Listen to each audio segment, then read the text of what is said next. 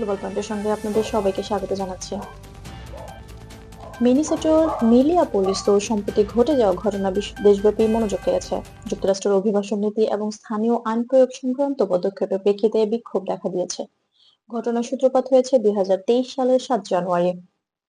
মিনিয়াপোলিসে মার্কিন নাগরিক এবং কবি রেনি নিকোল গুডকে তার গাড়ির ভেতরে গুরুতরভাবে আহত করা হয়। এই ঘটনায় অভিবাসন ও customs enforcement ICU agent Jonathan রসের ভূমিকা ছিল। ঘটনার মুহূর্তে সামাজিক যোগাযোগ মাধ্যমে ছড়িয়ে পড়লে স্থানীয় ও জাতীয় পর্যায়ে ব্যাপক প্রতিক্রিয়া দেখা যায়।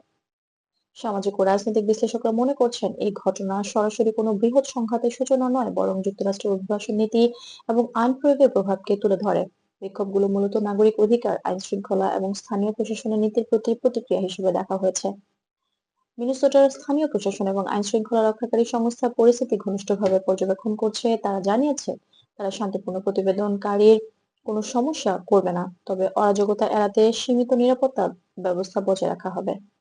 সাংবাদিক ও আন্তর্জাতিক সংবাদ মাধ্যম যেমন রয়টার্স, বিবিসি এবং সিএনএন এর প্রতিবেদনে বলা হয়েছে, ট্রাম্প প্রশাসন এবং স্থানীয় সরকারের মধ্যে সমন্বয় বজায় রাখা একটি গুরুত্বপূর্ণ উদ্যোগ। মার্কিন প্রেসিডেন্টের পক্ষ থেকে দেওয়া বিবৃতিতে বলা হয়েছে, অপ্রয়োজনীয় সংঘাত এড়াতে আইন শৃঙ্খলা বজায় রাখা হবে।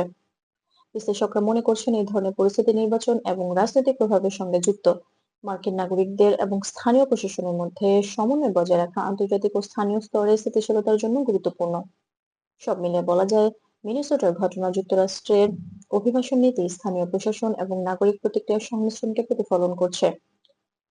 পরিস্থিতি শান্তিপূর্ণভাবে নিয়ন্ত্রণে রাখা গুরুত্বপূর্ণ, যাতে ভবিষ্যতে রাজনৈতিক ও সামাজিক প্রভাব কমে এবং স্থানীয় জনগণের অধিকার সুরক্ষিত থাকে।